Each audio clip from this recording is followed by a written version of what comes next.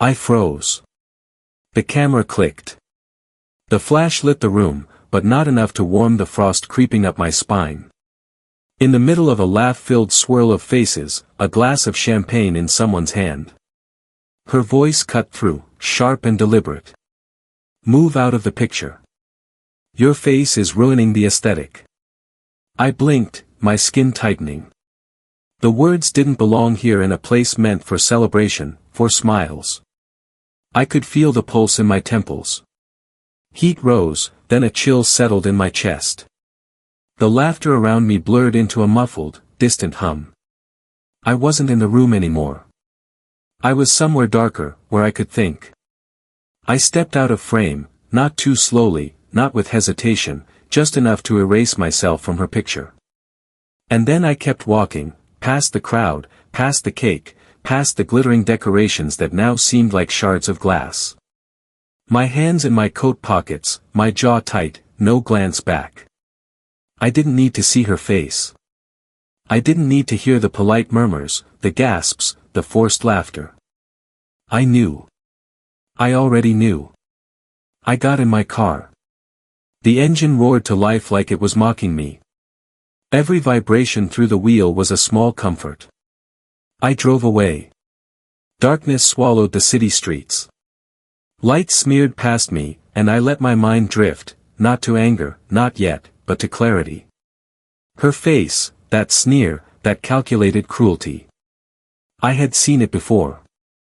Fleeting, tiny moments at first, almost invisible unless you were paying attention. The way she laughed a little too long at someone else's joke while my story went unheard. The way her hand always hovered near another man's when we shook hands with friends. The way her eyes flicked over my shoulder when she thought I wasn't looking.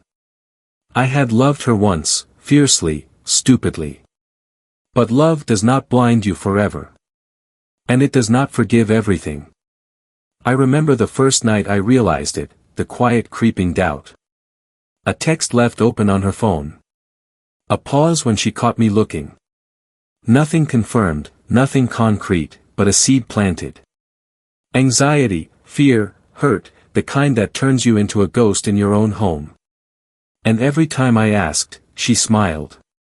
That smile, dismissive, sweet, but hollow. My doubt, my imagination, my insecurities, that's what she said. I should have left then, but I didn't. Love is patient, and revenge is patient too. They feed on the same waiting, on the same slow, burning fire. Over the weeks, subtle signs sharpened into truth. She would come home later than she said. Her perfume clung to jackets that weren't mine. Invitations from friends I didn't know she had. Her phone, that fortress of secrecy, always face down, always buzzing with a life that wasn't for me. I watched quietly. At first, I thought I'd never find proof, but that only made the hunt sweeter. I started small, little observations, notes in my phone, screenshots, location checks, tiny conversations turned around and dissected. The puzzle grew. Each piece fit too neatly to be coincidence. My chest would tighten, my stomach not. But anger didn't rush me anymore. Strategy did. Calm, cold, meticulous strategy. The night I found it, the final piece, the undeniable truth, was almost mundane.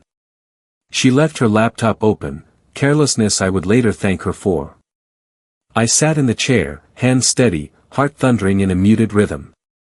Emails, messages, receipts, all lined up like soldiers, ready for battle. Her lies sprawled across the screen, messy but complete. Months of betrayal layered with manipulation, carefully hidden beneath smiles and social charm. I remember leaning back, the office chair creaking under me, a sip of whiskey, a deep, slow exhale. I had everything now. Not just proof, but leverage. Not just anger, but a plan. And the plan would be beautiful in its precision. I didn't act immediately. I waited, watched. She didn't notice the shift. She never did. The key to revenge is not noise. It's silence. To be underestimated is to have the element of surprise. I positioned myself carefully. Every move calculated, invitations accepted, events attended, opportunities catalogued. Her friends, the ones who mattered to her image, unknowingly became pawns. Every compliment, every laugh, every photo posted online was ammunition. Then came her birthday party, the perfect stage.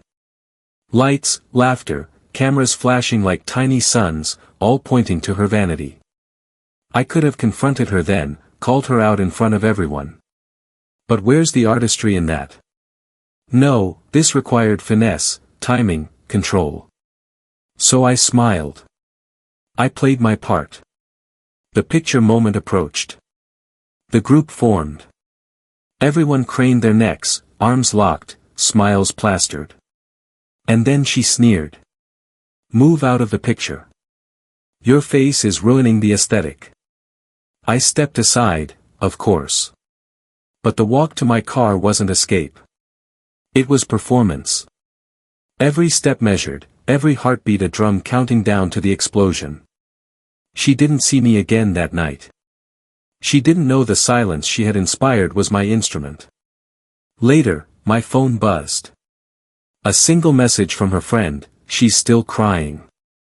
Not out of malice, but relief perhaps, or fear. I didn't reply. I didn't need to. Her empire of smiles, of admiration, of social perfection was already cracking, and I was the quiet agent of its collapse. Over the next few days, the fallout was cinematic. Friends whispered, questions mounted. Subtle leaks, screenshots of her own messages, her own confessions, carefully curated to hit social media, private chats, and work emails simultaneously.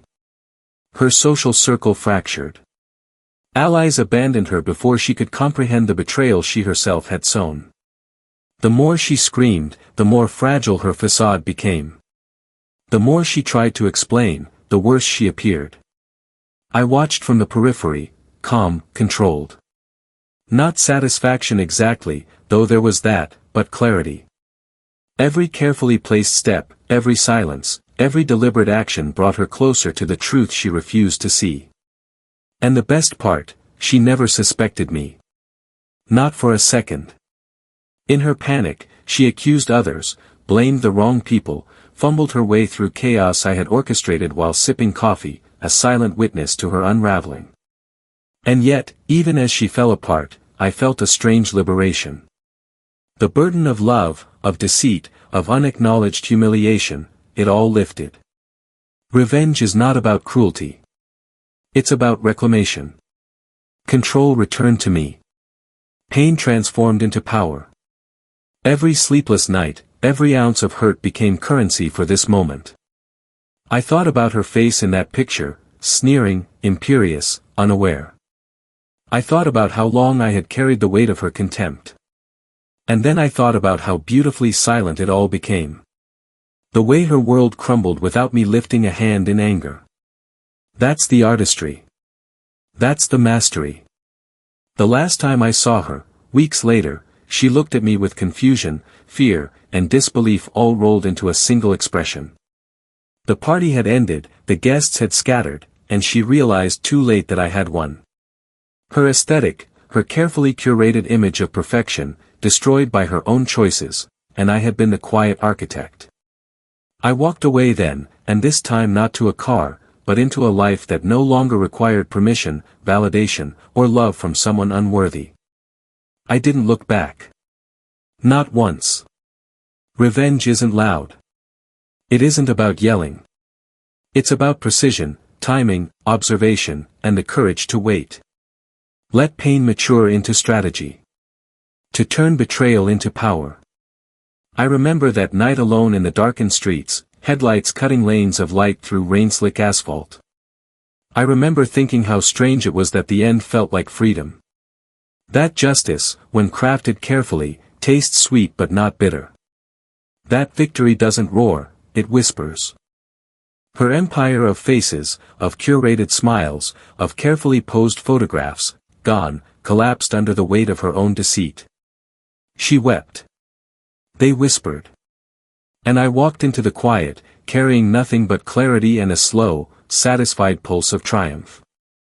Some might say it was cruel, perhaps, but she chose cruelty first. I only mirrored it with precision. Pain was delivered, but not chaos. She suffered, yes, but I rose. Betrayal is a teacher. Revenge is its lesson. Control is its reward. And the final photograph, her face frozen in horror, my absence immortalized in the frame, was worth every silent night spent planning, every observation, every moment I restrained myself from action. The moral is simple. Those who tear down others for their own vanity seldom see the consequences until they hit them square in the chest. And those who endure, who wait, who watch quietly, we do not need to scream. Our victory is quiet, devastating, and absolute. I smile now when I think of it, not with malice, not with glee, but with recognition of the rhythm, the artistry, the inevitability. Justice, when executed like a clockwork machine, is beautiful. She destroyed our life with a sneer. I returned it perfectly, silently, in a frame she will never forget. And the final truth, sometimes walking out of a picture is the first step toward reclaiming your life.